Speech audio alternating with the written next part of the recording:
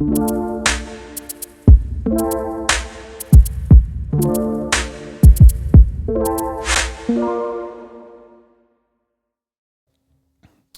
everybody, and welcome to another episode of BCS Community Connections podcast.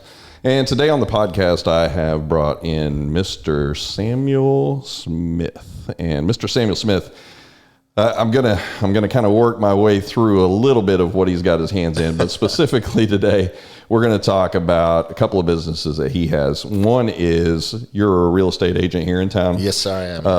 And the company that you are currently servicing is Live in College Station. That's correct, yeah. And then you also have Texas Media Foundry, which is what's on the sweatshirt there. Oh, yeah. And so that was pretty smart of me, huh? I like that, man. Yeah. I like that you came in repping and ready to roll. So, so you came into town, and what's really interesting, and one of the things I really love about some of these pages, and we're going to talk a little bit about groups that are kind of out there on Facebook, is the opportunity to be able to meet new people and kind of get to know about businesses that, quite honestly, I think a lot of people in some cases may not know. That's how we came across each other. Yeah. I mean, that's how we met, was through Facebook groups. Absolutely. So it was a great opportunity to be able to bring you in, talk about your business, get an opportunity to kind of talk about the things that you've done here in town, what you're involved in, some things that you're actually kind of working on right now. For sure, yeah. And give everybody kind of an opportunity to hear about your businesses as well. So let's start with a little bit of background information. Like, what brought you to College Station?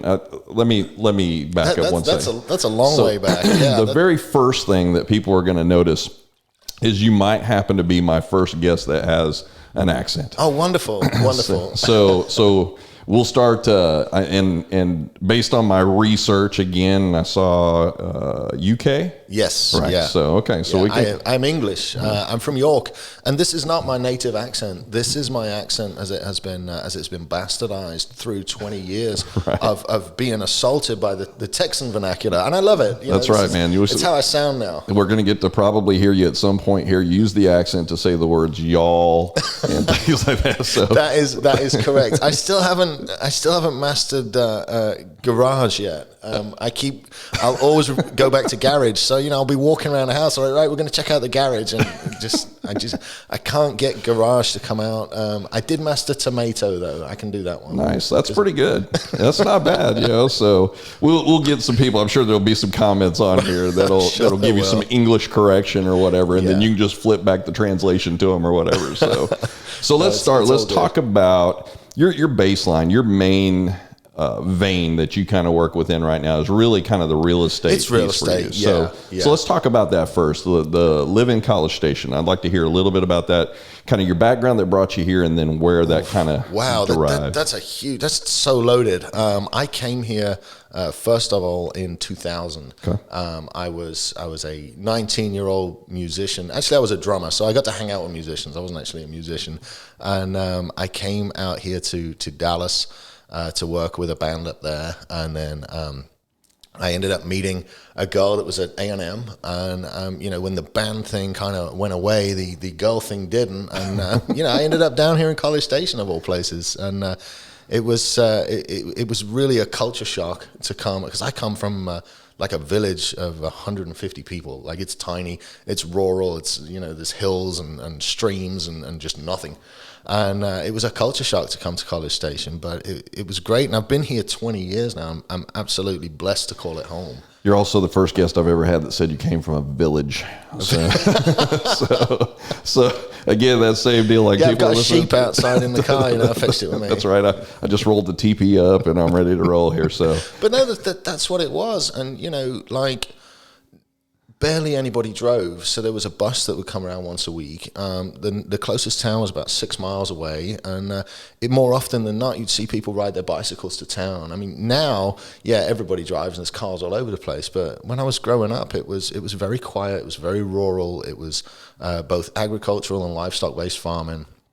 So again, I worked at the feed supply, so a lot in common with A&M. Yeah, and I was going to say you moved to Texas, so that's a good transition for you, at least in that category line. So, and my initial career after music was as a landman. and it was a lot closer aligned to what I was doing back home. I was used to being out on ranches and farms, and I was used to wearing work boots and stuff. So I really resonated with the guys as I was going through doing the legal work and taking oil and gas leases. I could really, resonate and engage with people that were out on the land because that's how I'd grown up. Right. So, So all that came from your village, came to Texas, landed here at A&M with a girl. Yeah. And now I saw you talk about the musician side. You said drums, right? Yes, yeah. But I could swear I saw a picture. Did you have a guitar or something in your hand at some point or something? Yeah. I ran into a buddy of mine a couple of years ago, and he was playing guitar, and we were just sitting chatting. I hadn't seen him in like 10 years. I was catching up. I was like, man, I always wanted to learn to play guitar. I said, well, you better start now because you're not getting any younger. Yeah. And I did. I went out and bought a guitar and took some guitar lessons. And I'm competently passable at guitar. But no, I was a professional drummer for quite a few years. It was, and music is a passion of yours. Yes. Yeah. My parents thought it would be great for me to get extra education, so I was the only kid in my class that had to go to school on Saturdays, all the way through high school. Nice. Overachiever.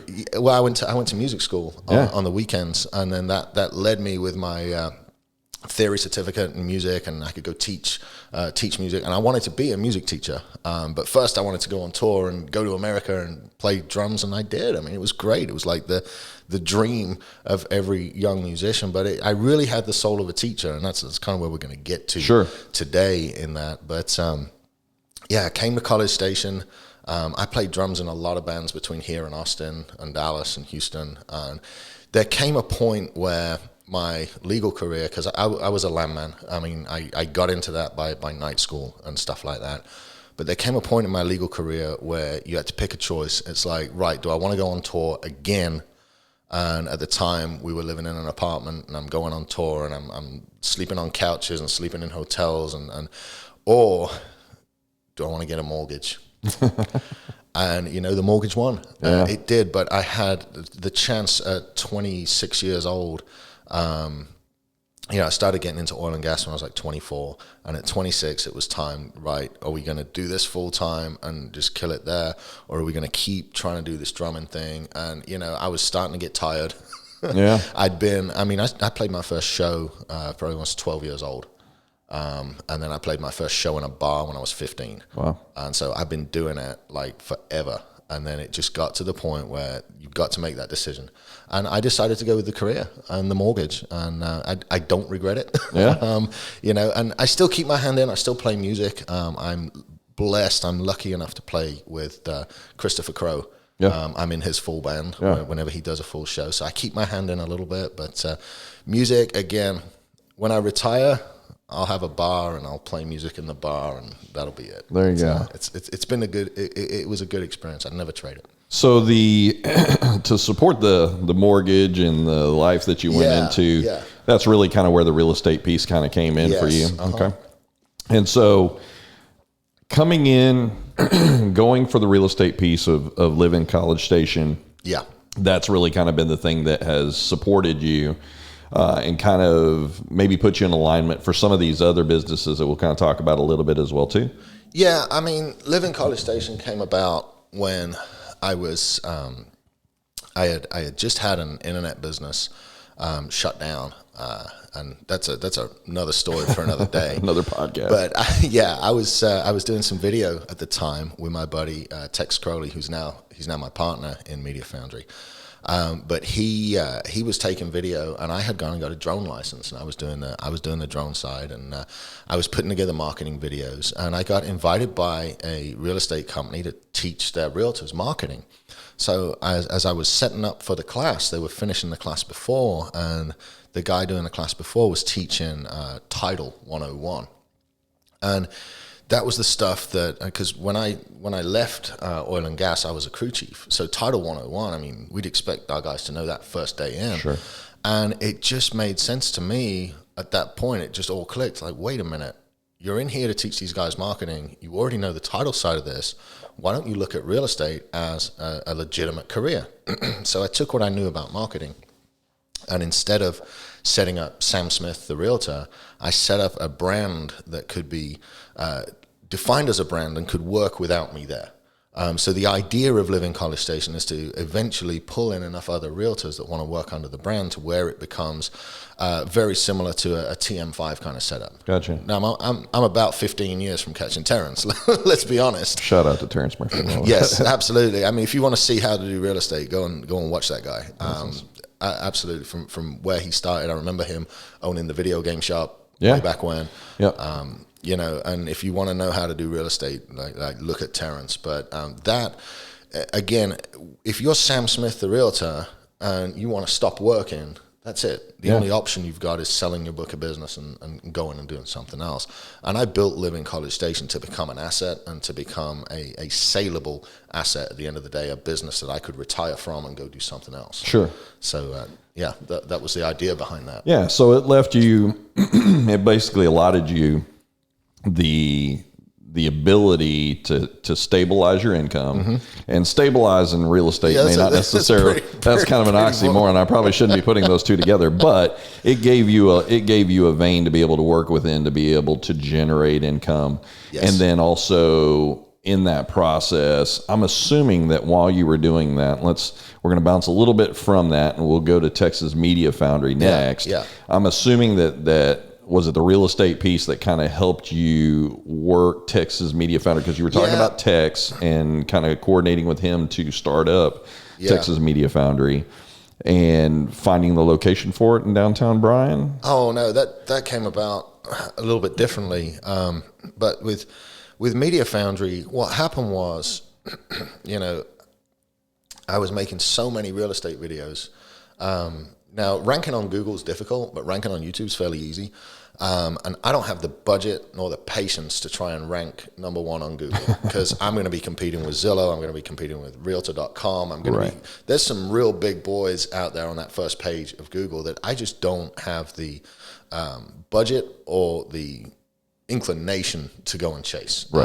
I get most of my business, and we'll get into this as well, I get most of my business from social and referrals.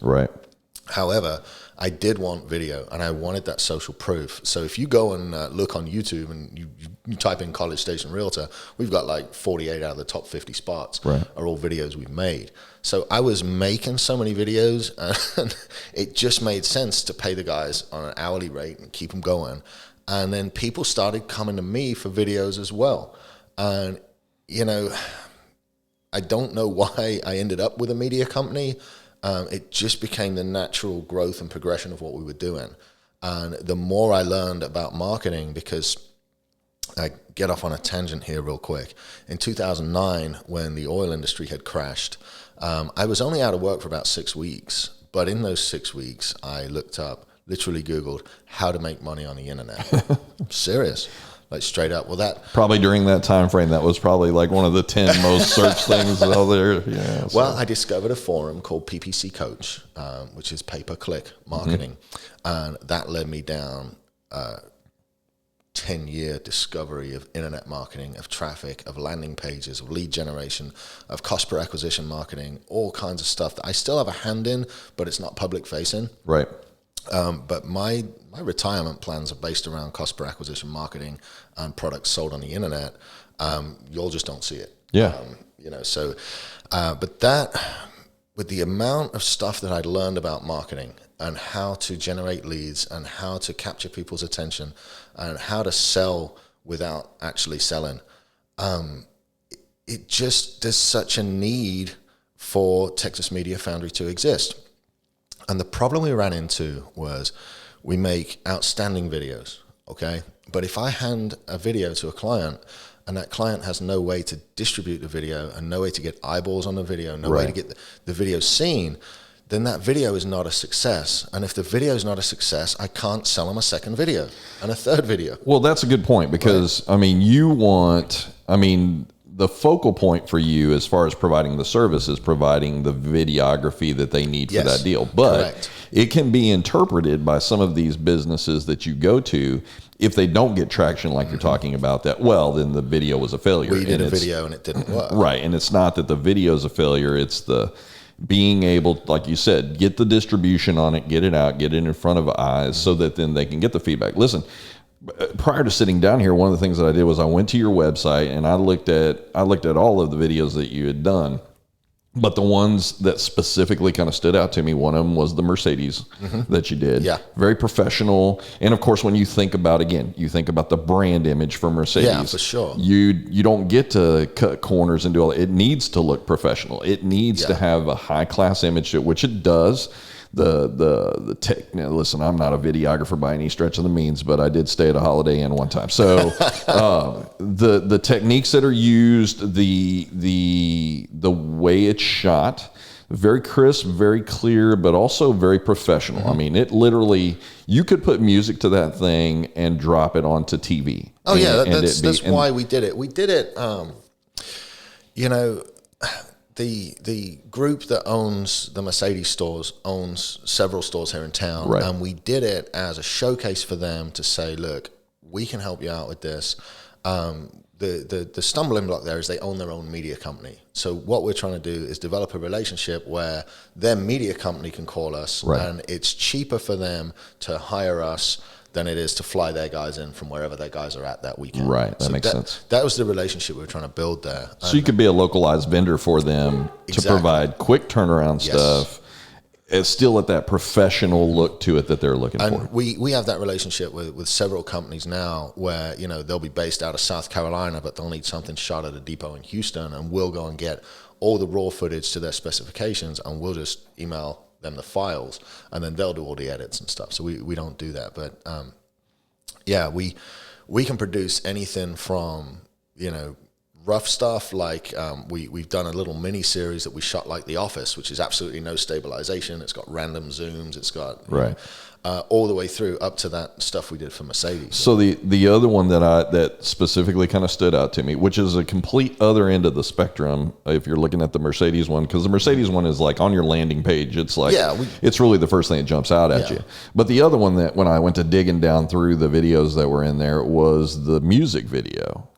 You know, and I know that sounds ridiculous because you know the story behind the music video, and if you haven't watched it, you know, then definitely I'm going to encourage you to go to Texas Media Foundry's site and look at this.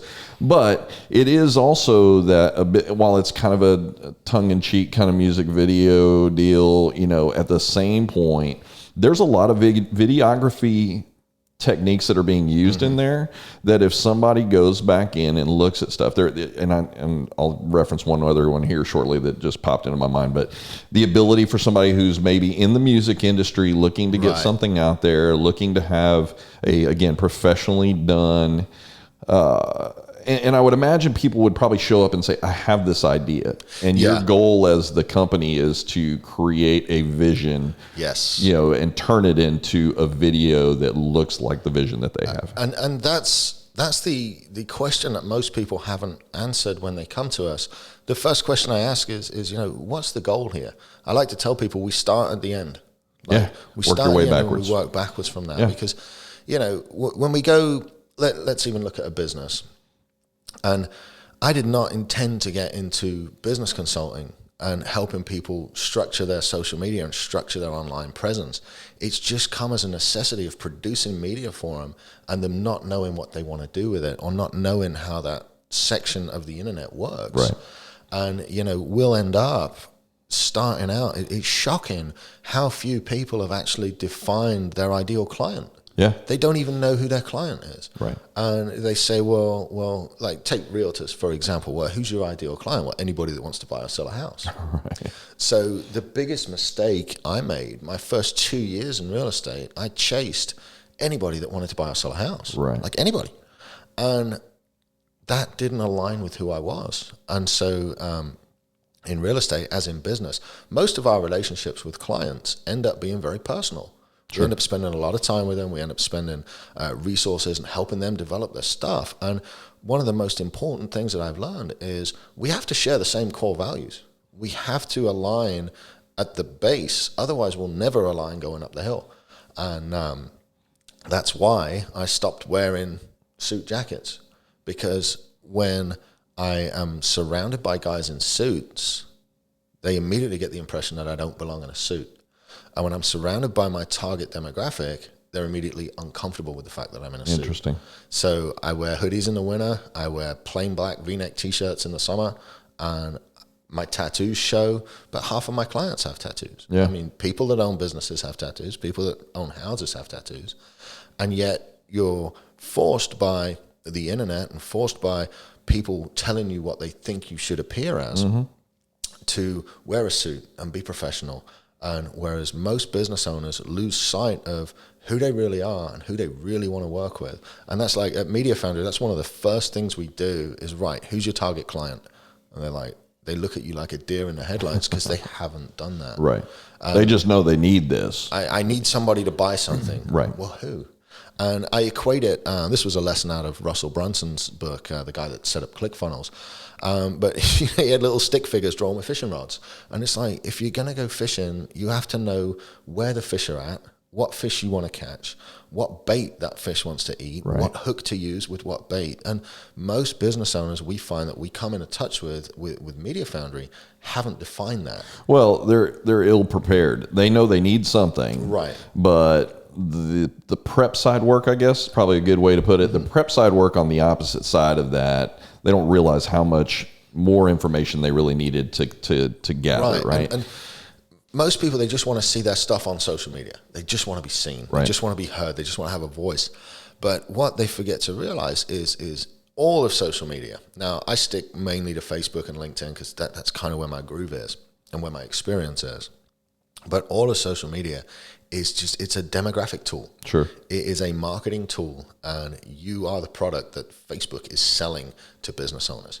Yeah, just as soon as you're saying that, I'm thinking of the Social Dilemma video on Netflix. Yeah, but I mean, that's a good point. The point of that statement is if you're not paying for it, right, then you're the product. But to flip that back around, okay, so if we've got this massive in-depth database of every single thing that somebody's thinking, right, you can then tap into that and find the guys that are thinking, I need to buy that. Yeah. You can find the guys that are your client, but nobody seems to go through those steps. So what was making a video for somebody and making a shiny video has now become walking people through these steps, guiding them, helping them to set that up. And, you know, it was never meant to be a consulting business, but we're getting into that. Hey, it's this much a month. Here's what we're going to do. We're going to meet twice a month. We're going to go through this and go through that. And the videos are now becoming a separate part of the company. Right. And I don't know that's where I want to go with my life. Well, and so Texas Media Foundry is also kind of, you're in the vein of social media marketing and managing, right? Yeah. And then you're also over here in the videography part of putting together clickable, viewable, interesting type of footage that people want to see or would be interested in. So the other one that I was going to talk about was the barbershop. Yeah. The barbershop one. And again, I love that place. Man, I look at something and I think one of the great things about this podcast has helped me pay a lot closer attention to other businesses and really kind of look at what were they thinking when they were doing these things? Right. And so, of course, when you think of barbershop, and especially for some of us, especially for males in that market, you know, I think of the barbershop again as almost old time, you know, throwback, you know, sit in the old barber chair. You want that beat up leather chair. Yeah, you yeah. want it. So what do you guys come out with? You guys come out with a video that's black and white. You're having guys sitting in the shop and talking about themselves, talking about the business. And then the one little bitty piece, again, that I'm sitting there watching it and that caught my eye was you have the American flag sitting off behind, you know, it's almost in the background of the framework that's in color.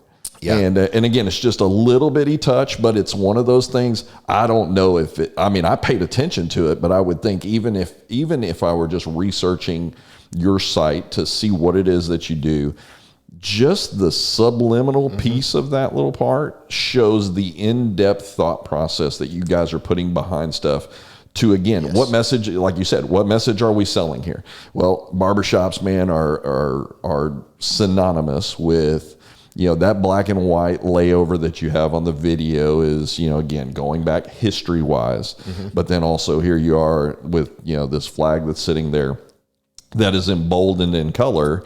And again, it is kind of a part of American tradition and everything else. So it shows the amount of depth when you're using a company that once I know what it is that you want, like you were describing, tell me where you want to be at, then let us kind of work this thing backwards and give you a thought process that we can talk about. And I orchestrate that. I really do. And I'll sit there with the guys and I'll bullet point stuff. But I got to give full credit to the guys running the cameras and running the editing. Now, when we started out, I ran camera, I helped with editing. But now I don't do that because I'm so busy on the consulting side. Right. And I've got to give full credit to the guys in the back of the shop that actually make this stuff. I'll sit there and come up with bullet points, but I didn't come up with bullet point that black and white. I didn't come up with make that flag stick out, do the color shift there.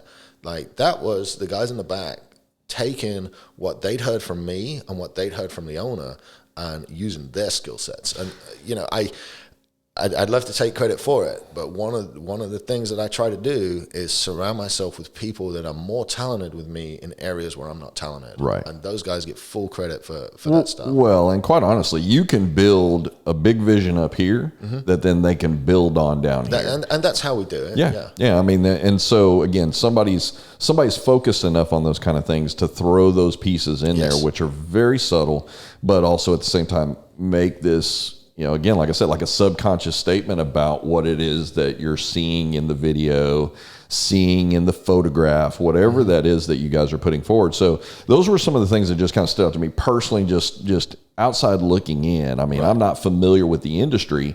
You're the expert and your guys are the expert, you know, behind you on being able to put these things together. But I'm sitting there looking at it going, man, if I had a business, this is definitely, especially if I had a barbershop business, if I'm trying to release an album or something, all of those pieces are things that it really kind of clicks into, you know, I'm trying to sell myself, my business, an image, all of these things all encompassed into working in a society with a really small attention span, you know, that I'm trying to get this message within a 30-second to 1 minute little advertisement that I'm dropping into my social media or putting on my website or whatever.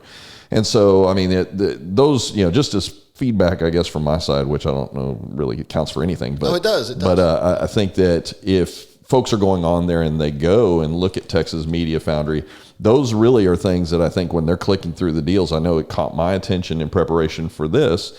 And I know that people that are going on there that are looking to go, okay, listen, I can take my cell phone and have my friend follow me around, which is what a lot of people, especially if they're on tight budgets, they're small business, really just, they don't have the funding to be able to do those things all the way to, okay, now I'm beyond that. I've grown my business.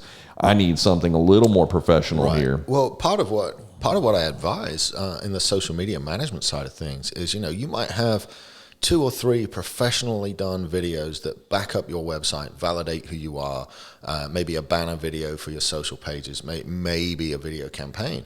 But the majority of your videos, like if we're working together, I want to see them coming from you. Yeah. Right. And yesterday at my luncheon, you know, I kind of picked on Aaron that owns Aaron Automotive down there. Yeah. I kind of picked on him. I said, Aaron, where's your videos, mate? And he's like, well, I don't have time. I'm like, what you've got to do is you've got to be that engaging, attractive character on social media. And you've got to say, hey, guys, what's up? It's Aaron, and I've got a cam out of this truck today. I want to show you this. Check out this damage on this where this lifter hit it. Bang, look at that. This is what we do here. We're getting on it, and we're fixing it, and boom, it's done. And it's a cell phone video, and it's on a gimbal, and it's stabilized. Sure. It's not a professionally produced video. Right. But in training people how to run the social media accounts, content is king. Yeah. And people consume content very, very quickly. So it's not always about me selling a video, and it's not about me saying, you know, emulate what we've done, buy 20 videos from us this month. It's about how I can help you grow your business and how I can help you grow that social media footprint. Yeah, and quite honestly, as a small business owner that runs a social media site, because I kind of oversee our piece as well too. I've got a couple other people that help with that, but when we put these things out there, man, I can relate to an Aaron. I can relate to somebody who's like, man, I just don't have time. Or, you know, maybe it's the slow time of season. I had time during that slow time. Now my business is picked up. Now I don't have any time for it, you know, and you're really talking about, hey man, get me 5 minutes of footage, you know, Right. or get me something just that. real quick that you can throw me. 45 seconds Yeah, of you can footage, throw any of that these kind to of me stuff, and we'll piece off of that and be able to work something back towards you where, you know, where we're funneling that in. I think, you know, at one point we had somebody when we first got open and we were trying to figure out where our footing was when we opened this part of our business. Even though we're 30 years in the business, we opened the retail side and that was requiring a lot of attention. There was this feeling as a small business that I'm sitting there going, I can't do all of these things well. Right. Like, let me focus on this well, and then I'll pay somebody over here to manage this part of my business.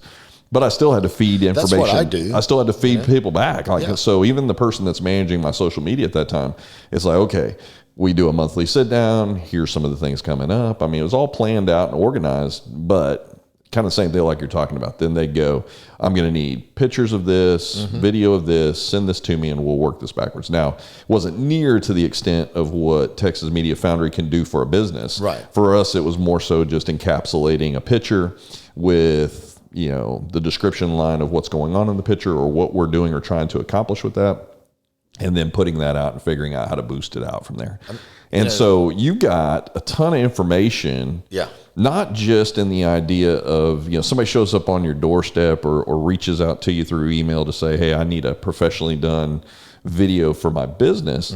But you also have that backside knowledge of, okay, now once we're done with this, Right. what's your plan? What are you going to do with it? And that's a value that I think is undersold in the market because most people want to assume, like, here's a great example. I have 8,000 people that follow us through social media, all of our platforms. I'm going to put it out there. Dummy me, when it comes to social media, I think, hey, 8,000 people are going to see this. Yeah, I know. And then you go back and you look at the analytics to it and you're going, okay, that wasn't anywhere close to what I was thinking was going to get generated out of this. Well, a lot of that has to do with edge rank on social media and how people interact with the posts. So I always teach, and again, this isn't my concept. I didn't come up with it. This is something that my coaches have taught me. But most people, let me flick back through my notes here, because actually yesterday, this was a little class I taught yesterday afternoon. I always teach, like, on social media, your posts must always be one of three things. They've got to be engaging, entertaining, or educational. It's 3 E's right there. Because what that'll do is if you're asking a question, people will interact. If you're entertaining somebody, people will interact. If you're educating somebody, people will interact. And it's the interactions between likes and comments and shares and all that kind of stuff that drive the edge rank of the post, which then drives the number of people that see the post. Because again, Facebook's job is to keep you looking at Facebook. Yeah, so absolutely. If that post is engaging you, you're still using the platform. The more You're people still that are there. watching it, the more Exactly. people it'll continue to reach on your upcoming posts as well too. Right. So the other part of that was, and this again, something I learned through the process, is videos are more engaging than static photos, right? So I mean, Yes. if I'm scrolling through something, if you think about how Facebook works, or even more so an Instagram or something like that, and I'm scrolling through something and it's static, there's not something that just all of a sudden just, and I stop in my breaks to look at that until I see something actually physically You moving. see something moving. Yeah, and then you're going, what was that? Let me go back to that. So I think it's a valuable lesson, even here on the podcast, for small business owners to know that those videos in Instagram is kind of an interesting part because, then you can do overlays and things like that that are animated that kind of draw attention as well too. But there's nothing like my worst problem with my social media piece is sometimes I go a little too long, kind of like these podcasts. Sometimes I go a little too long on the podcast. But the reality is somebody who's sitting down and wants information on it, wants to learn about it, this is in their wheel well, they're going to take that time. They may break it down into pieces, and they may consume that in pieces. They may not be able to say, I don't have an hour and a half to listen to this podcast. I often will save a post and go back to it when I got a little more time. Yeah, and then you go back and you consume pieces at a time. I think for most people who, again, one of my favorite podcasts is Joe Rogan's podcast, right? Yeah. But you're not going to get through a Joe Rogan podcast in 30 minutes. I mean, you're going to have to commit yourself yourself to 2 to 3 hours, sometimes 3.5. I just leave it on in the car when I'm driving. I pick up 20 minutes at a time. Yeah, I do that with a lot of the podcasts. Driving in, driving out, going to lunch, so you consume it in pieces, but it's interesting that it retains your, hey, when I get back in the car, I want to turn that back on and pick back up from where I left off. So the videos and that piece of stuff that you're putting into as a business that you're putting out in there for your consumers to consume is really information that you want, like you said, in those 3 E's, that it's pulling in from one of those 3 E's in order to be able to engage. The ultimate goal is to engage your people that are following you. And, it's not ultimately to sell stuff. It's to engage them. It's to be in the top of their mind, and it's to show up in their newsfeed time after time. Because if they're engaging with you, they will show up. And again, we get back to this 80-20 principle. Yeah. 80% of your posts, and mine's a little higher than that. Mine's closer to 90%. But 80% of your posts should be about something other than your business. There is nothing worse than seeing, and I'll pick on realtors here, there's nothing worse than following a realtor and seeing, boom, check out this house, boom, check out this house, boom, check out this house, over and over and over and over. You're like, hey, give me something to consume here. So for every post I post about a house, which I do, I'll post 4 or 5 or 6 or 7 other posts that have nothing to do with houses. Right. Now, the caveat to that is every day I do a live walkthrough tour of a house that gets posted, but I'm talking about the posts I post for engagement, the posts I post for the in-betweens. The in-betweens. The majority of those have nothing to do with houses. People know who I am. And it's funny because you start out by playing a character on social media. You start out by saying, how do I engage people? Who do I have to become? And you have to become somebody that's likable, and you have to become somebody that's attractive. And I don't mean physically attractive, because I'd be screwed there. I mean like a magnet, like magnetic, like who people want to engage with. And by setting expectations and saying, well, how do I become successful? It's the same as going to the gym. So how do I become fit? You just copy what a fit guy does. If you want to be successful, you copy what a successful guy does. And eventually you become yourself a likable, attractive person, and you genuinely become that person. My little sister sent me a message like, who are you and what have you done with my brother? And it's because, I've discovered gratitude. I've discovered that sharing things makes me feel good. I've discovered that helping people makes me feel good. I've discovered that teaching makes me feel good. And I enjoy feeling good. Sure. And so I set out to be a likable, attractive character on Facebook. And a year later, 2 years later, I actually live that way. I am grateful for everything. I write out what I'm grateful for. Well, and let's be honest, you also, when you live that out, then you also attract people who are in that same character guideline that starts being mentors, that starts being, sounding boards for you, things like that. And you're surrounding yourself with people who are creating, I don't want to say an image because that sounds terrible. I mean, but to a point of what you said there, you're creating an online presence, right? Right. And so as people come to you naturally, you're attracting the people who have same core values. Yes. They view things in the same vein that you view them. May I swear? Yeah. Okay. So I'll put the explicit tag on put this an explicit tag on this one. But the first time I ever came out in a professional setting and said the word fuck, it was very scary to do. And again, the 80-20 rule. You end up pushing away 20% of the people that were following you. Right. But what happens is the 80% that are really following you, they resonate more closely with you, and they refer you to other people like, hey, you got to listen to this guy, because not only is he a realtor, not only is he a business owner, but he's out here being raw and he's being honest. Yeah. And he's bearing things that most people won't say. I've talked about my business crashing. I've talked about losing money. I've talked about being an alcoholic. I've talked about all that, like in the open, on Facebook, nothing to hide. Here I am, here's my blemishes, and here's what I do about it. And you resonate more when, again, I left the suits behind, I left the shirts and ties behind. This is what I wear. I wear a hoodie, Normally it'll have Carl's Boxing Gym on it, or the Media Foundry, and I wear a black V-neck T-shirt, and that's it. And my tattoos are showing, and people with tattoos buy houses, and people with tattoos own businesses. So I'm glad you brought that up. So we'll flip off of Texas Media Foundry, and we'll get off into, because we had talked about this really kind of being the segment that we wanted to spend some time on. Yeah. So you made a decision.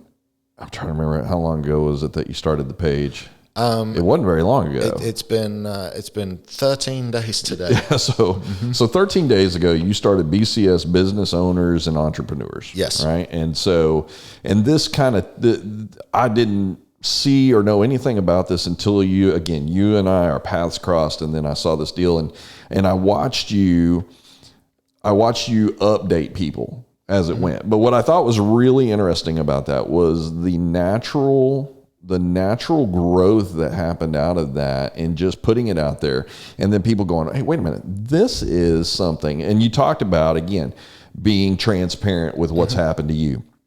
And you put this out there on that page, and now all of a sudden there are people who are going, hey, listen, this isn't maybe just your run-of-the-mill average, bunch of small business owners getting together. Right. Let me see what this is about. They go in there, they start scrolling through it. Now they say, hey, I think I'd like to join this thing, and they flip the join to you. And so it's grown like crazy. Yeah, you're what have you crossed? I mean, 345, 350 members now in less than 2 weeks. Yeah. Well, I only invited like 20 people. Right. And they just kept. But again, I think that speaks to the point is those 20 people come on board and they go, this isn't the average deal. Kind of like what you were saying earlier, that 80-20. Yeah, it might not be the real crisp, clean, no, it's not. Little warm, fuzzy, hey, let's, here's what I'm selling, here's what I'm doing, that kind of stuff. I think it's more, it has the potential, granted, we're only 13 days into this deal, but I think it has the potential to be a resource line for people in way more multiple ways than just using the word resource. I mean, resource of the hows, the whys, the what not tos. Yes. And so I think that's really probably the attractive part of that page is the idea that people are going to be able to come on there, bear themselves transparently. We were talking before we sat down here about that several businesses that are in town who have struggled, that when they're transparent here in the Bryan College Station area, that people are quick to go, man, I'm going there tonight. Yes. I'm going to spend some money there. But it is the idea of if I'm on the outside in and I don't hear the transparency of the small business owner that's struggling, then I'm struggling with where does my money need to go? Right. Right. And so when we were talking about a couple of businesses before we sat down, and these business owners who got out there and just bared their soul of just, listen, man, we've had a rough month, or we've had a rough couple of months, or we're really struggling here and we need people to help us out.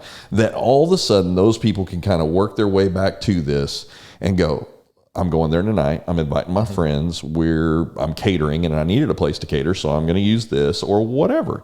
And we were sitting down earlier talking about an individual that made your page. And I'm not going to be the one at liberty to talk about it, but this was an individual who is obviously struggling not just with their small business, but struggling with an internal fight, right? Yeah. And we're sitting there as small business owners, kind of sitting back. We hear the story and we're like, dude, either I've been there, I am there, I could be there. One of those three things. Well, the reason I started this group, right?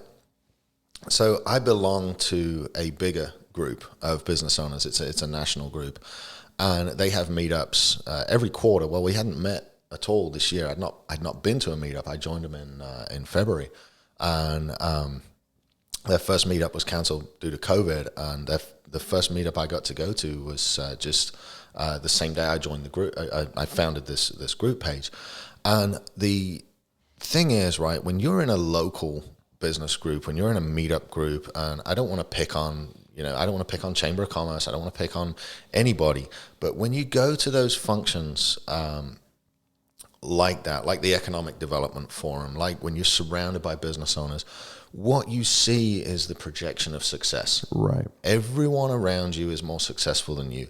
And you're sitting there and you're getting imposter syndrome. You're like, man, I'm wearing my suit, but I'm in a room full of people that are, man, they're all richer than me, and they're all more successful than me. And some of them are. right? But the thing about the group I'm in is that it doesn't matter who's the most successful. Imposter syndrome doesn't exist.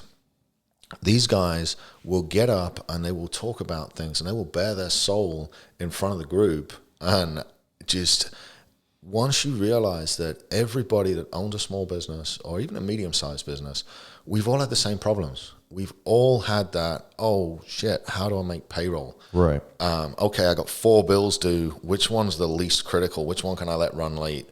How long do I have before they'll repossess my car?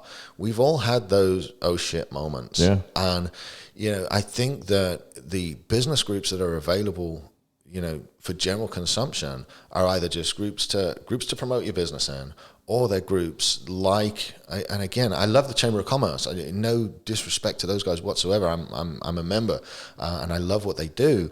It's just very, very hard to be honest in a room full of people where the perception is success, where the reality may be, hey, I'm successful, but that's been backed up by struggle. And my group is more about talking about the struggle and talking about what lessons that we can each learn from each other. And every post I make in that group, people know I sell real estate in there. That's not the issue. The issue is everything I post has something to do with what I did, what went wrong, how we fixed it. And there's always a lesson behind it. So I'm providing value to the folks in that group, and I'm asking them to share what mistakes they've made. How did you recover? What have you done here? And it really...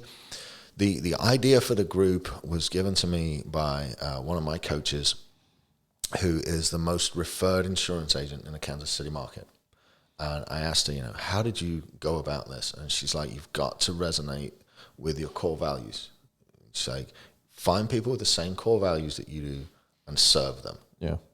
And so that's why I set the group up. It was so, yeah, I get more out of serving. I get more joy out of it. And ultimately, at the end of it all, these people will trust me and they will view me as a leader and they will come to me when they need help with their businesses. Well, and really, if you're starting a small business, one of the things that you could utilize more than anything else is resources, right? Mm-hmm. And resources that aren't, hey, pull out your checkbook and let's write something for those resources. Yes. Resources that are available from experience and from people who've been there, done that. We were talking a little bit before we went on here about Jim Ross's page. And Jim Ross's page is full of resources that are of value to small businesses when it comes to here's what's going on in your community. I love what he's done with the whole thing. Here's what city council decided to do on this, or here's what's on the agenda, or here's a law that's coming down, or something that's up for vote, or here's an individual that I know we were talking, and I'll give a shout out here, but we were talking about Cunha on the board before we sat down and started recording here, and talking about her. The word I referred to was intestinal fortitude to sit amongst peers and sit there and go the complete opposite direction of what's been talked about within this family dwelling and everything else. We're all in agreement, I think, and I've interviewed several people during the election and during a run-up on Live at the Lounge. I interviewed several politicians on there, and we're all in agreement that the city council is maybe not quite as focused on the small business and the importance of keeping this place running. And for somebody to stand up against that council and say, hey, look, this isn't right. We don't even need to be discussing this. We need to be discussing this. Right. It shows. Let's get and especially in real bravery. Yeah. In a COVID year where everything changes for small business owners and even businesses just in general, the expectation has probably never been higher. And again, in the same sense that you said earlier, you weren't knocking, Chamber of Commerce. I'm not trying to knock this group, but I do need them to hear that, you have an entity of business owners that are out here that are looking for support. Yep. They're looking for answers. They're looking for action, right? So if those don't align with what I need as a business owner, not necessarily, I don't need a bailout. I don't need those kind of things. I need people speaking for action, right? But if those don't align with what it is that I need as a business, well, I'm going to remember that when voting season comes around the next time frame. And I think a lot of these small businesses have influence over other people who are a part of those businesses. Maybe they're employees or maybe they're affiliates to it or whatever, that are going to have also that same kind of reaction when it comes time to vote again. That's what this election cycle's taught me more than anything, is local politics is far more important for our day-to-day lives and the day-to-day operation of our business than national politics. Absolutely. And yet the media gets us whipped up into a storm on national politics when really, we've got a lot of the power to fix stuff here on the local level and the state level that we don't really pay as much attention to because we're so focused on who's going to be president. Right. When what really affects us is who's on the city council. Yeah, and we talked again before we came on air. We talked about those resources that I'm garnering from a Jim Ross, page or whatever. And again, for Jim, I don't want to do him any disservice. I mean, this is BCS Small Business Recovery page on Facebook. Right. But so I want to make sure I throw that out there as we talk about this. But those resources that were coming through at a time that we as a business needed it was outstanding. Huge to a business. So, and again, but the expectation is that city council is transparent enough to be able to put down, let's put down, planting some extra trees and doing all these other things and talk about what's at the forefront that's causing businesses to close their doors. Yes. And that's costing us valuable, in a previous podcast that I talked about on yesterday, we talked about small business being the foundation for Bryan College Station. Now, most people may not agree with that statement. Some people say, "Oh, it's Texas A&M that's the foundation," or it's, it's this or that. Small businesses in any industry, when you go into a city, no matter where that city started, it started at small business levels, and then it built from there. You had corporations come in, larger businesses, other opportunities for places to come here, right? It's that same deal. We're still the foundation here, and so we still need that support. And again, I'm not saying that these small businesses all need bailouts, but they need information quickly. And especially right now in time frames where there's so much uncertainty, we were talking about, there'll come a time frame that will armchair quarterback all of this. Like, now that I know what's going on, should have done that. Yeah, 8 months ago, if you guys would have done this, then this would have helped us. I mean, and it's easy to sit and look at it. Right. You've got to remember where we were 8 months ago. Right. So these small businesses that are out here that are going to these types of pages for resources. I mean, we talked about the grant through the city of College Station was one of the things that I'd referenced when we were talking earlier. I didn't find out about that other than through that page. Yes, yeah. And it was valuable to us as a business to know that information. I mean, I was checking it twice a day. It was, and when everything started with COVID, we lost all our media clients. Right. Like, we had just gone out to dinner and had a little celebration because we had just booked, several big clients, and the payroll was made, and there was 6 figures worth of revenue and coming in for the rest of the year that was booked out and stuff. And it all went away. Right. So the first thing I did was get on the business owners recovery group and figure out, number one, what to do, and number two, who I could help. And we opened the doors of Media Foundry for about 2 weeks straight, and we made videos for people in front of a green screen for their businesses so they could put out announcements and customer service stuff and say, this is what's happening, this is what we're planning to do about it, we'll be opening this date and everything else, because that's how I could help as part of the business community. Well, and even so, if you're a consumer in the market, the frustration of, are you open, are you not open? Have you reduced your hours? Are you still doing these particular services? I mean, even from a consumer standpoint, that's frustrating for them. Right. And as a business, you want to be the light, the beacon of what's going on with your business. You don't want to be the murkiness and the cloudiness of, we're really don't know what we're doing right now. We're just kind of playing it by ear as we go. Yeah. And so, the business pages like that, when Jim started up the page and it became a resource for small businesses to go to, are of great value here within our community. Your page that you started up, and why, again, I think it resonates with people is it's not necessarily that type of resource. Right. It's the resource of people who've been there, done that, who then, somebody's got to be transparent and humble enough to go, listen, I started this business X number of months or years ago, and I'm really struggling here, and I'm wondering, what have you guys done who maybe have been here to get past this, or what did you do to insulate your business to ensure that you didn't have to close the doors?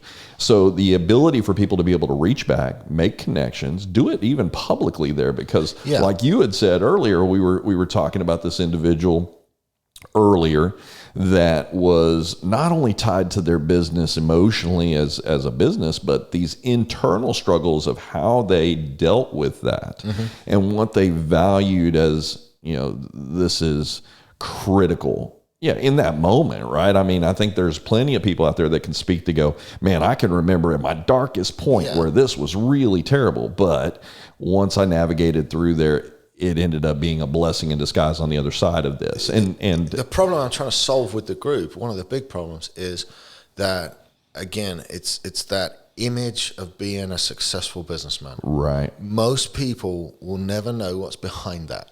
Most people will never know the struggle behind it. Most people, I mean, you have to literally wake up and win every day. There's no point in being a successful businessman where you don't have to go out, leave the house, kill your prey, drag it home, cook it and eat it. Yeah. Right? You have to go out and win every single day. And what I want to get out of the group is to kind of bust open that myth of that's a successful guy, that's a successful guy, that's a successful guy. They're all better than me. Right. They may be a little bit further along than you, but they're very, very similar in the fact that they've all been through the same struggles. And you can reach across the table and ask for help, and people will do that. Most people I ask for help, right? They love nothing more than giving help. What annoys them the most is when they turn around and give help and you don't take action. Right. If you take action, they'll keep giving more help. When I mentor people, if they do what I say and they come back and they say, done it, here it is, I'll give them more to do. Yeah, you're all in with that person. Exactly. Right. And I want a group of people like that realize, success is fought for and it's won. And the guys walking around that appear more successful than you fight for it and they win it. And they will turn around, they will help you.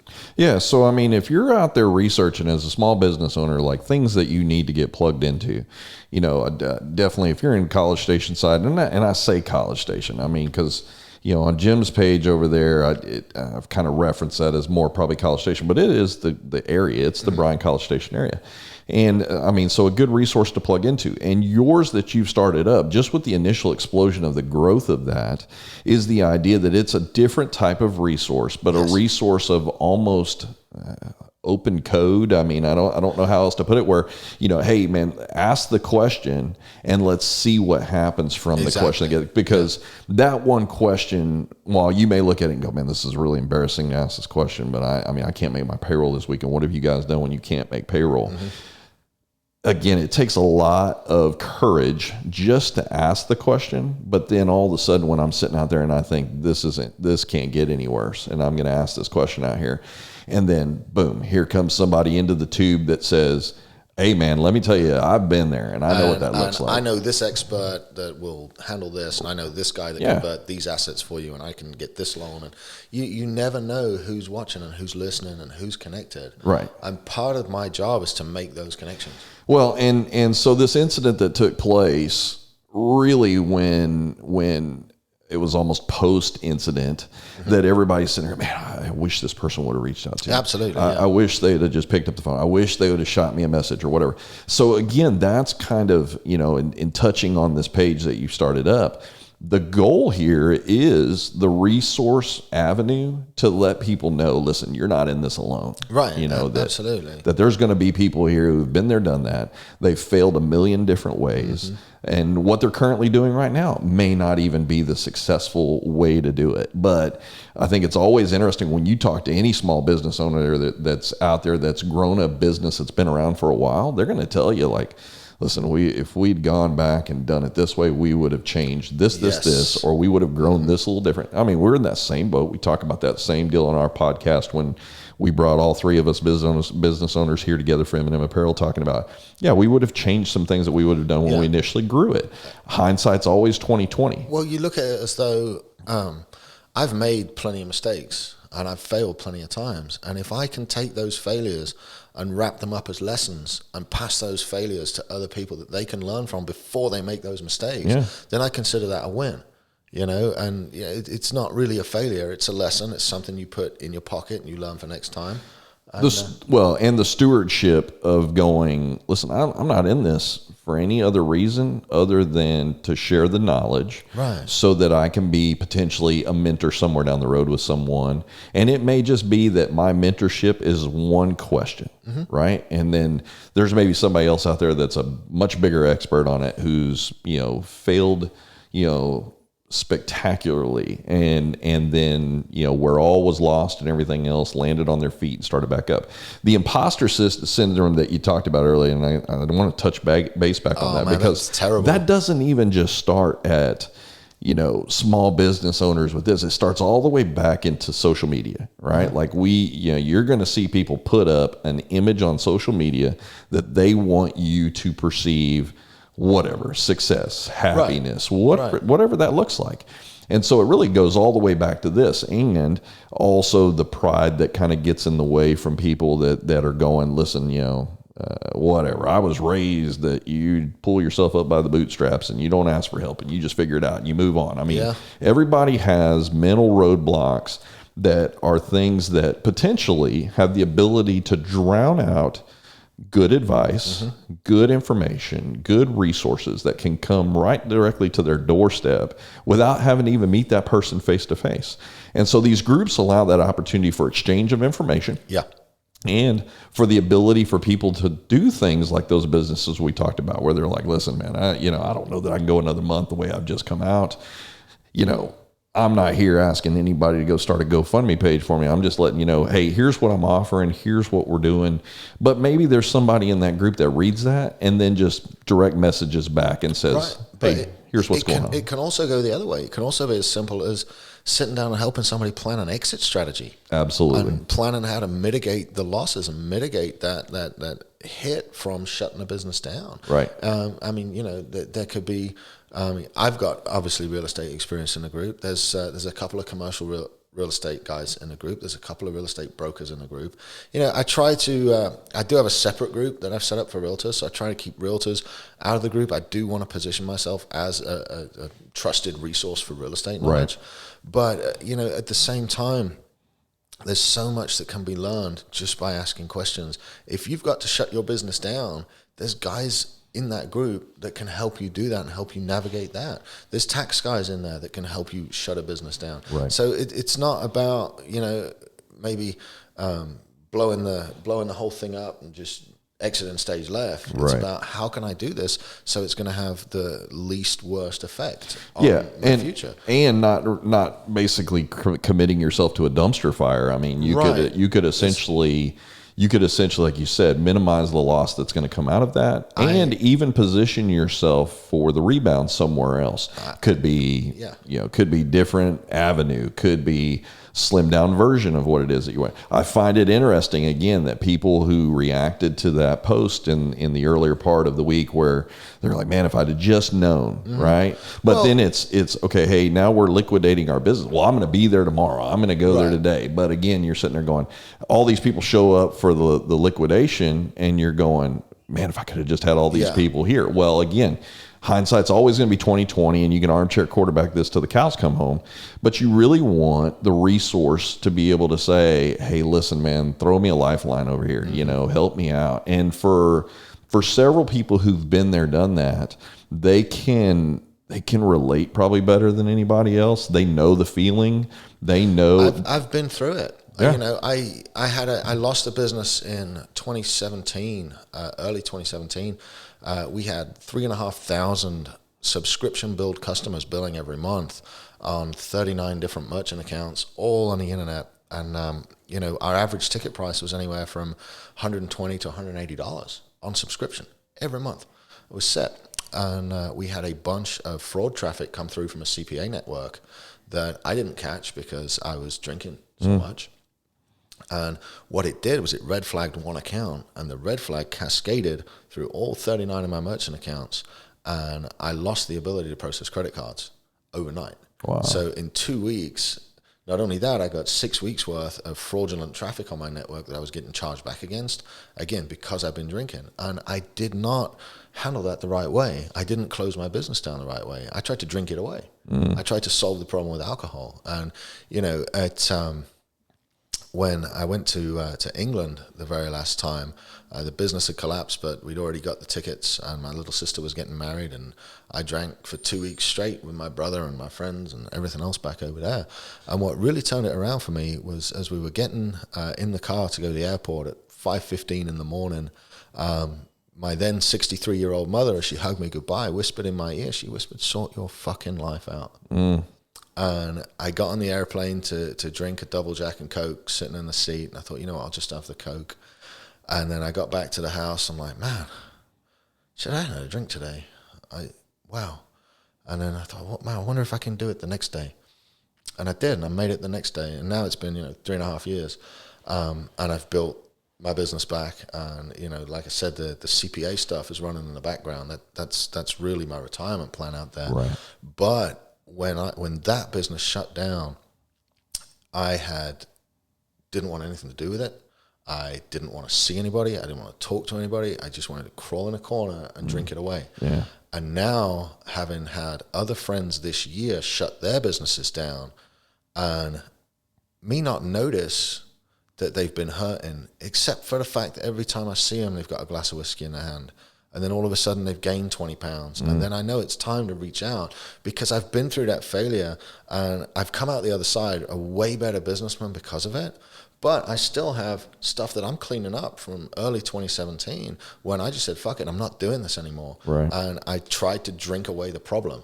So I feel like when I talk to people in the group now, when I try to help them come through that and come through what's going on and either save their business or shut it down properly and regroup and get everything going again, I'm talking from a place of heartfelt experience. I've been there and it's no fun. Yeah. Well, and let's be honest, a lot of folks, it's not uncommon for people to tie their identity to their business. Right. I mean, absolutely. It is who they who are. You are. Yeah. And so and that identity tied to this object, to this thing that you gave birth to and that you've watched grow up over the years and everything else, that identity is then just wrecked in front of you. You're not real sure who you are even at that point without that business or without that, those customers coming or whatever that looks like. That identity that's tied to that is very normalized. I mean, it is ingrained in most people that, I am the business. Absolutely. And so, without a shadow of a doubt. And so the death of the business is the death of you. It really is. It's everything. You pour your life into it. It's what you do. And then my business was very successful. And, I'm flying around to New York, to conferences, to Vegas, to Aspen, to San Francisco, wherever we wanted to go. We went, we did whatever we wanted. And all of a sudden, to have that switched off like that, it was just the most, earth-shattering thing that I had to deal with. And again, if it wasn't for my mother swearing at me, who, has never really sworn at me in her entire life, whispering that swear word in my ear, if it wasn't for that, I don't know where I'd have gone with the drinking and stuff. But, I mean, it was bad enough to where I would shop at different liquor stores so they didn't think I was buying too much liquor.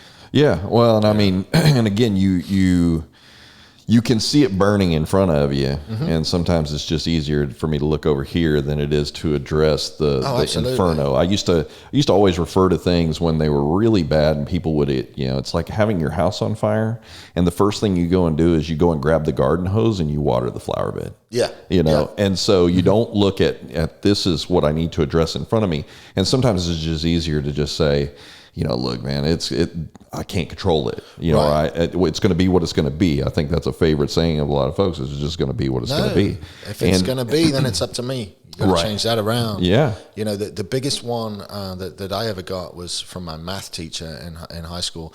Number one, she was the one that got me onto lists. But that's not where I want to go with that.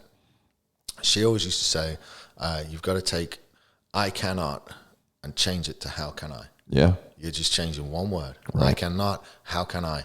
And that for me has enabled me to think around problems. But the reason I got into this group and the reason I started the group was to serve people and to let people know that they're not alone. They can learn from my lessons. They can learn from my failure, and everybody in that group has failed. So we can literally share our failures as lessons and help other business owners get through what they're going through and become better at what they're doing. I think the scary part of COVID for a lot of folks, now if I'm going to put a silver lining to COVID, and I know that's probably going to be a hard thing for most people to hear and kind of be able to justify, but if I can put a silver lining to it, it taught us to be better at business. Oh my God. It taught us two things. It taught us, we took a step back and really just kind of analyzed, what do we not need to do anymore? What are we doing that we really didn't need to be doing? This has been the most significant year of growth that I've ever gone through.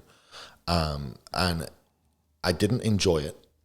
And I know a lot of people haven't enjoyed it, but I am sincerely grateful for what happened. I'm a better businessman. I'm better connected. We are a much, much leaner company. There's much less waste. We've got much better procedures in place, whereas before we might have just wung it because we've got winged it. I don't know what's the tense of wing, wang, whatever. This is American terminology coming in here. We might have just flown by the seat of our pants before because there's always enough revenue. We can cover that. We can cover this. This time, it really caused us to analyze every single aspect of the business, what we were spending on rent, what we were spending on software costs, what we were spending on subscription billing that we didn't need. And we really analyzed every last little thing. I saved almost $50,000 a year by making cuts in specific targeted places, and it shocked me that, hey, $50,000 a year, that's like what, four and a bit grand a month, right? In cuts, $1,000 a week better off I am, because COVID came around, knocked the wheels out from under us, and it forced us to reconcile every last little detail of the business and everything we were spending, and it forced us to change the way that we were doing business so we could respond better to what our clients needed at the time. So yes, it's been a shitty year.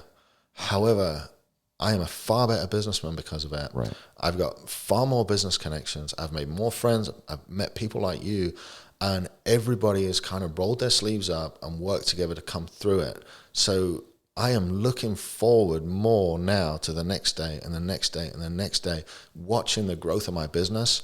And really, March, all our revenue gone. We went down to zero, right? From mid 5 figures a month just to zero, just like looking at it going, well, what in the world do we do? Right. And we are now in a better position as a company, both financially and in leads and in pipeline and in eyeballs and in social presence. We're in a better position now than we've ever been. Right. And that's all because in March, everything stopped.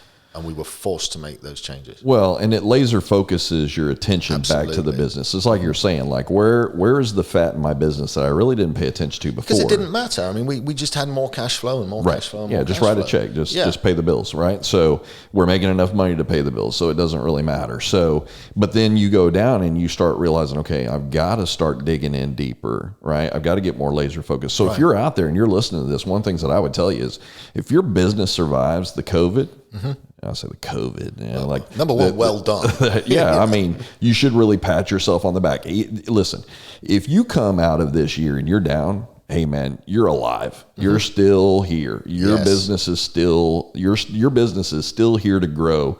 And the one interesting part about it is most of what most people are scared of is they're scared of, I can't do this another year, or I can't do this another month, or I can't do this. But when that stops, because it will stop, we're not going to be post-COVID. We will, well, let me rephrase that. We'll be post-COVID. We're not going to be current COVID forever.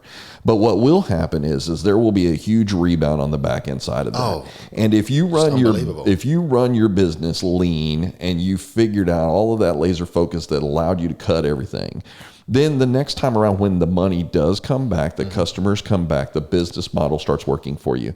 That's always going to be in the back of your head. Oh, yeah. And you're going to go, you know what? This could have ended for me in 2020. So here's what I'm going to do. I'm going to have more capital aside. I'm going to spend smartly. I'm going to look at my P&Ls every month. I'm going to go through everything with a fine-tooth comb. I'm not going to go out and just hire people because I have money. Right. I'm going to hire the right people that I need, right? The big key piece there is that I need. There's a difference. I think there's probably a lot of businesses found out you had a lot of wants you know, and you had a lot of filling in that once. But what did you really need? I mean, at our lowest point, I was telling you before we came on here, in March, we were 15% of what our normal month, I'm sorry, in April, we were 15% of what our normal month was. And there were 5 of us running the production side in a business that we normally do it with 35 people. Now, listen, I'm not looking to go to 5, you know, but if I understand that if I've got to, if it happened again, I can streamline all the way back down to that. It wasn't the most fun. I wasn't having fun. I wasn't having fun doing it. I'm sure, you know, Todd and Brian weren't having fun doing it, you know, and it was really, for us, it was a scary moment of how long is this going to continue, you know, but at that same point, you can sit there and look at it and go, if I have to, I can. And whereas in the moment you were almost forced to, you know, and now it's okay.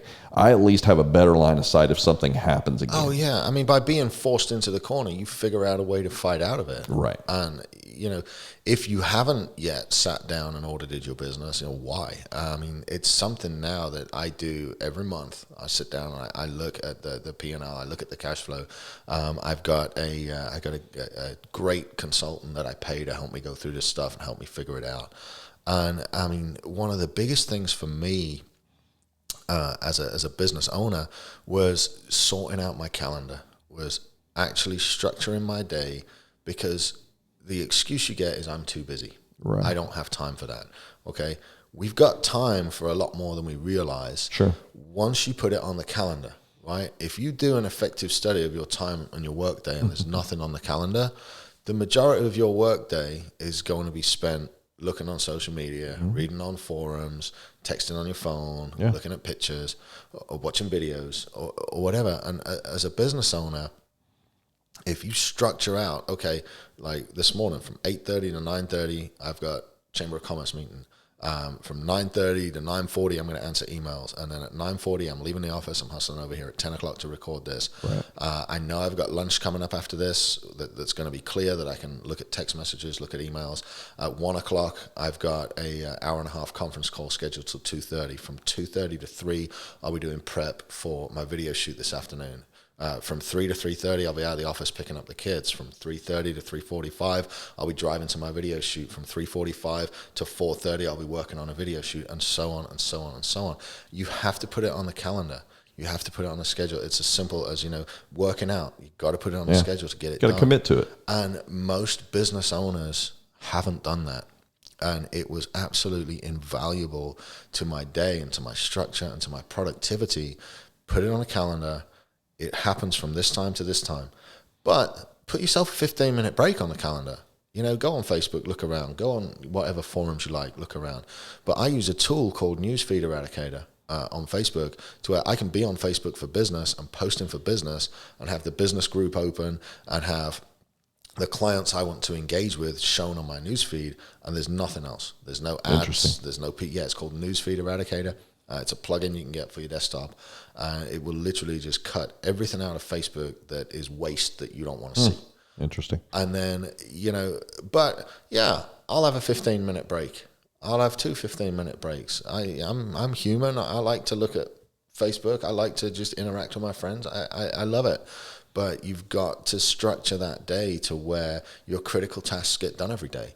And in learning that and learning to do that, I've been far more efficient. And that all came about coming back to COVID. Because before I didn't have a calendar, I just had a to-do list. Yeah. You know, but now everything gets a specific time slot in the day. It gets my attention for that time, and then that's it. It's finished, or it has to roll to the next day and get another time slot, because this is happening at that time, and then that's happening at the time after. Yeah, I'd asked you before we sat down. I said, you know, when do you need to be out of here by? And it was like, let me check my calendar. You know, I got to be out of here by this time. So, you know, for the information that you share, not just on the Facebook page with the BCS business owners and entrepreneurs, with what you share, even on your own personal page. I mean, I sit there and I look at you, and you're sitting out having a cup of coffee and you're writing down your list of the day. And then I'm sure those lists make their way to the calendar or make them to scheduled time frames or whatever. So again, if you're listening to this and all of this stuff, it's for a lot of people have probably read, Dave Ramsey, where he talks about, you make every dollar stand up and account for itself. Yes. And really it's kind of the minutes and hours in a day for a lot of business owners as well too, is make those stand up and account for themselves. Is this time that you're putting in helping or hurting? Is this something that's paying you back on the backside with the time that you're investing in it, or is this just fun time? One guy that writes about this, and he's a part of my Apex group. He's one of the coaches there. I did get to meet him, and I'm hoping to interview him on my podcast here in the next couple of months. His name's Thomas Keenan, and he wrote a book called Unfuck Your Business. And it is a real good business book about core values and about management and time buckets, task buckets, and assigning different tasks to different people and different financial rankings for tasks. But he goes into immense detail about structuring calendars into 15-minute segments. And I've seen his calendar, and there'll be a 15-minute segment, drive to gym. Work out for an hour, and then another 15-minute segment, drive to house, and then shower for 20 minutes, and then another 10-minute segment to make his 30 minutes. And it's amazing how well he structures his day and the lessons you can learn from that guy. Like I said, I'm hoping to get him to interview so everybody in the business group can kind of hear what he has to say. Yeah, and so there's one thing that I want to interject into this because I was telling you before I came here. I worked in the retail industry for 25 years, and the retail industry, your store manager and running businesses in the retail industry, it's not real conducive to good family time. No. And so I think that's invaluable that, when we start a small business, the first thing that it's going to require from you is time. Absolutely. And it's going to ask you to put in as much time as you think you need. And so, unfortunately, a lot of times small businesses, you've got guys that especially if they're really, you're just starting up and maybe it's just you. This can be a one-man show. But that time is then also taken away from your family, and it's taken away from the personal life of the things that, we talked about identity, right? Not losing your identity in your business, but making sure that you allot, like you were saying, these buckets, making sure you allot these buckets also for this personal time for yourself as well too. And knowing, I tell people all the time, man, I've been married, I will be married 25 years in March. And my wife has been along for the entire ride, and it takes a special person to be married to a retail manager, and especially holidays. My family will be the first to tell you, like, you're not going to see me, but maybe an hour on Thanksgiving, and Christmas Eve I'm going to run until 6 o'clock's when we close, and then 8, 9, 10 if I'm lucky, and then Christmas is a blur, and then we're back at it again, and it's just this. It's a hamster in a wheel just going. And so when you lose sight of those things, the things that are valuable, because the one thing that I learned in leaving that business was how much time that I committed to something that wasn't paying me back in any other fashion other than on a paycheck. It wasn't paying me back emotionally. It was more so robbing me on that side of it. It was robbing me of being present, even when I was at home. And so I used to refer to it, once I left and was able to pull myself away from it and then look back in the rear view at it, I'm sitting there going, I wish I could have been the dry erase manager, where I'm putting all these things on there to do during the day. But at the end of the day, that board gets wiped down, and that time is my family's time. And it's not, for me to field 20 phone calls when I'm at the house and answer texts and everything else so that I could allot that in. And I'd be the first to tell you, I wasn't that smart. Now, fortunately, I had someone who understood it and again was along there with the ride for me and loved me through all of that, but I think it's a valuable engagement to people to understand that it's going to be a natural pull on your time. You think, like, if I pour in 1 extra hour, 3 extra hours, 1 extra day, if I do 7 days a week, it's going to be that much more successful. Like that. And you got to re-energize yourself in order to pour in the best you into your business when you're doing it. And so prioritizing those things, hey, listen, at the end of your life, when it's all said and done, that business ain't going in the ground with you. So from what I've learned over this, and you touched on some amazing points, and I know we're running long on time, but from what I've learned from this is that focus is your superpower. The ability to focus on any given task for a specific amount of time is a superpower. You must turn off your device. You must stop looking at whatever it is you're looking at on the computer, and you must focus on what it is you're doing.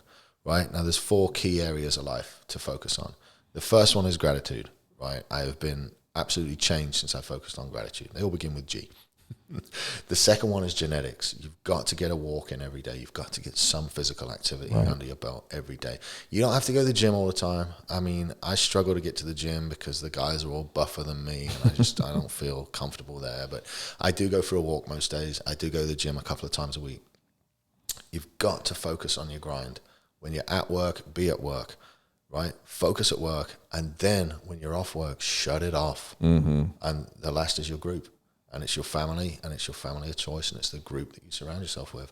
Those are the 4 areas. If you can focus on those, life will just improve exponentially. Can I just, I don't want to get you off the G's, because I know it's 4 G's, but I do want to reference back to the word you used at the beginning of the podcast, your village. Yes. Your village. So those are the people that pour back into you and really are the ones that invigorate you to get up and do what it is that you do. Pour there. And what focusing on those things will do is having specific times for it every single day. You can pour in to other people. You cannot pour from an empty cup, and you have to take care of yourself. And the mistake I made as a business owner was shutting out my family, was answering the phone all the time, was not focusing my time on things that needed to be focused on. Oh, this client needs help, that client needs help. I was like a squirrel, like just darting everywhere. And really, I lost so much of my life to the business because I always put the business first. Whereas you can manage a business and operate a business so much better if you segment your time, put yourself first, and make sure that you're taking care of yourself as you go along the path. Yeah. And, focus. Your business needs your best you. Yes. I mean, but your family needs your best you. Absolutely. And so that sometimes doesn't feel like it works hand in hand with each other. But when we prioritize, when we go in and we make sure that, again, that those minutes and hours and those days, they matter, and that there's things that we're getting re-energized out of that, I have time set aside for my kids every single day. I pick them up after school. They come with me on a video shoot, and then I'll take them over to their mom's house till their mom gets off work. I set aside time specifically for them every day. And unless it's an emergency, my phone is over there, and I'm hanging out with the boys. They're doing homework. We're watching TV. We might be playing video games together. But I set aside time for them every single day. And then on my calendar, after I'm done with my boy time, by 6:30, and I'm leaving, I've got normally 2 or 3 nights a week, I'll have another business meeting, or I'll be back at the office finishing stuff up, but that's on the schedule. It's there. I still have my family time every day. Well, listen, I don't want to sound grim in this deal, but your business may be doing great, and if your family is the one that suffers at the expense of the productivity of your business, then you better be setting aside money for a divorce lawyer. You better be setting aside money for therapy. You better be setting aside money for child support. All of those things. It becomes. That's the mistake I made. Yeah, and that's why. That's why I'm not with my wife anymore. Yeah, that's the mistake I made. Listen, I left Walmart in 2011, and the one thing that coincided with that was the birth of my daughter. And my daughter was born in June. My daughter was born in May, and I knew in June I was leaving, and I left in July. And that was 20 years. 20 years to put it aside, because I knew that I couldn't do both. I couldn't be a present and loving dad that she needed to grow up with, that I am responsible for, and do what I was doing with the company and be successful at doing what I was doing. And so, but hey, listen, man, every night for the last 10 years, man, I put my daughter to bed. I read her a story every night. And those are the things that she will pass along. I don't want her I used to say when I die and somebody comes and gives my eulogy, the last thing that I would want to hear is what a great businessman I was, or how hard a worker I was, because those things are irrelevant in those moments. I mean, they are. But don't lose sight of the fact that if being an entrepreneur and controlling your destiny, that's a great opportunity for a lot of small businesses that step out there and take that responsibility to own that and do that. But you got to make a boundary with that as well, that's, too. That's why I'm here talking, and that's why I set up the group, is that, I made those mistakes. I sacrificed family for business. Yeah. And, now I play catch up with my kids. Yeah. And I do everything I can to be an active dad. I go over to their house. I take them to school every single morning. I pick them up from school every afternoon. I'm there for them. But I sacrificed that family, through mistakes I made in the business. And if somebody else can learn from that, hey, great, so be it. Sam, our stories will be the inspiration to people who, sit down and listen to this podcast, or who are a part of the business page that you've set up. I mean, they'll all be beacons to people who are just looking for somebody who understands. I hope so. And so, I appreciate the fact that you set the page up. I know that's not essentially what we brought you here on the podcast for, but I think we've spent more than half of the show probably talking about all of that. That's funny that we got that way, because I am literally following what I'm passionate about. Absolutely. And helping people that need to be helped. So I'm not specifically worried that we didn't talk much about living College Station and how I sell real estate, or we didn't talk much about Media Foundry and how I sell videos, because those now are secondary to this new little mission I've got, which is, I'll sell video as a byproduct of helping business owners. Right. I'll sell real estate as a byproduct of helping business owners. But I'm so glad that we spent so much time talking about experience in business and how I can help, and how my failures and our failures and everybody can help each other get through what it is, what's been the most challenging year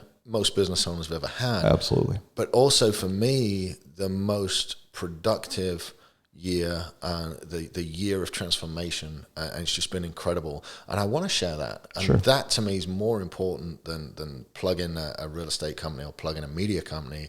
It's what business owners are going to listen to this. They're going to find that group, which is BCS Business Owners and Entrepreneurs. They're going to go find it, join it, and they're going to gain something from the group. Whether I sell real estate for them or make them a video is completely irrelevant. Yeah. And listen, you may be listening to this and not be a small business owner, but you might be affiliated with someone. Mm-hmm. Yeah. You might have a friend who's someone. I mean, recommend them to go to the page and join in. Sam personally goes through and he reviews all of those people to ensure that we bring in the group. And I don't want to say keep it pure, because that's not essentially it, because there's all kinds of people who can come into this group that can be a resource. It's pretty much, business owners, entrepreneurs, managers, anybody that's in charge of staff, anybody that's, or even somebody that wants to own a business and wants to learn about that. So it can be a budding entrepreneur. You don't have to have your own company there. You just have to have the desire to be around entrepreneurs and to learn from them. Absolutely. So again, if you're looking for that page, it's BCS Business Owners and Entrepreneurs. It's run by Sam Smith. So not the singer, but was a singer at one point. No. Singer band. So reach back. Let's get you plugged in there as well too. And again, if you're looking for a business to help you with your business, if it's video related, if it's social media related, go back. Let's look at Texas Media Foundry. Go onto their page, take a look at what those guys are doing over there. Again, Sam can plug you into, I say his experts, the guys that are underneath him, that are the guys that are doing it every day. And again, maybe you're just in the market, you're looking at whether it's investment properties, or whether you're hearing this out of town and that College Station Bryan's going to be one of those locations that you may be coming to, or a family member may be coming to. Again, look up Live in College Station. And again, Sam will plug you in there as well too, and he'll be able to use his experience in the real estate industry to plug you in to help you with whatever it is that you're looking. Because listen, things like real estate investment, those are entrepreneur businesses as well. This has gone by in a blink. I cannot believe I've been in this market 20 years. Absolutely. now. I bought my first house when I was 24. No money down. It was a rehab flip, and I'm still doing it. It's just like, it's gone by in a blink of an eye. Yeah. But I love it here, man. Listen, I appreciate your passion with what you're doing. I appreciate everything you're bringing to the table and helping the Bryan College Station area out and small business owners that are here, the business that you bring to town, the expertise that you bring in failure, Man, all of those things. I'm so blessed to be a part of this community. I really am grateful that I landed in a small town, but it's still big enough to make, really make a good business out of. But it's such a small community, and I'm so grateful that I landed here as opposed to the Houston market or the Dallas market. Or anything I tell like people that. all the time, I would not have wanted to go through what we've gone through this year anywhere else other than Bryan College Station. The people here are outstanding at protecting and taking care of their own. Yes, absolutely. And coming to the need of people who need them to keep their businesses open. I feel as an outsider, I've lived here 20 years. I feel a part of the community. I feel like I can reach out to other business owners and get help and help them. And I love that, again, it's such a small town, but it's got such a big attitude. So I'm blessed to be part of this place. Listen, man, let's wrap this deal up. Yes. I appreciate you coming in. I'm gonna go the other direction since I said you're learning the Texas lingo and everything else. Mate, I appreciate you coming in and spending time with us again. Yes. Sam Smith, if you guys need to reach back to him, he is your man, and we look forward to growing the page, seeing your businesses continue to grow, and I'm actually excited to see what else you've got, because I know you're not the guy who just sticks in this one vein. I know you've got a lot of different things that you're looking to do. So, thank you again for having me out here. And again, the page is BCS Business Owners and Entrepreneurs. So come along, join in, and contribute. Give something, take something, and we'll see you over there. Absolutely. Thank you for having me. Sam, thanks for coming in today. We appreciate it.